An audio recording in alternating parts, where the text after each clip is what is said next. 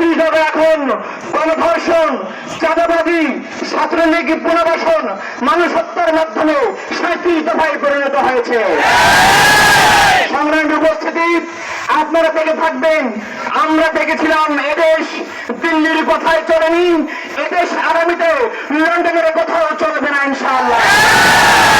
সংগ্রামী উপস্থিতি, হাসিনা এদেশকে তার বাপের সম্পত্তিতে পরিণত করেছিল, আর বর্তমান একটি দল এদেশকে তার দুনিয়ার সম্পদে পরিণত করেছে, সম্পদে পরিণত করেছে। সংগ্রামী উপস্থিতি, আমরা স্পষ্ট করে বলে দিতে চাই, যে দল তার নেতা কর্মীদের চাকরি দিতে পারে না, চাঁদাবাজি করে মাস্তানি করে ব্যাংক চালাতে হয়, তারা নাকি 1 কোটি মানুষের চাকরি দিবে। সমস্ত খাওয়াবাজি সবার আগে বন্ধ করেন। শেখ হাসিনা একবার বলেছিল 10 টাকা চাল, 5 টাকা কাঁচা ঝাল, আর ঘরে ঘরে চাকরি দেওয়ার স্লোগান দিয়ে তারা মানুষ হত্যা করেছিল। আগামী দিনে এমন ভাওতাবাদী আমার সামনে আসছেন, আপনাদের মুখোশ উন্মোচন হয়ে গিয়েছে ইতিমধ্যে। জনগণ আপনাদের যুদ্ধ সম্পর্কে অবগত আছে, কাজেই আপনারা সাবধান না হয়ে আগামী দিনে জনগণ আপনাদেরকে লাল কার্ড দেখিয়ে এদেশ থেকে বিদায় করে দিতে বাধ্য হবে।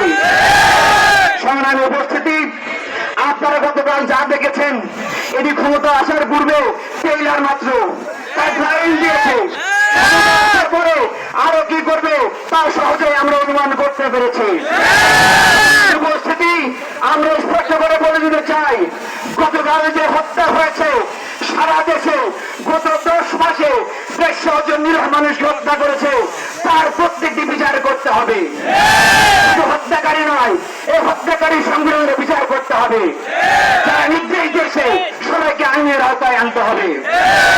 আমরা জানি আগামী দিনে আমরা ঐক্যবদ্ধ না থাকলেও জুলাই অভ্যুত্থানকে আমরা বিপ্লবে রূপান্তর করতে পারবো না।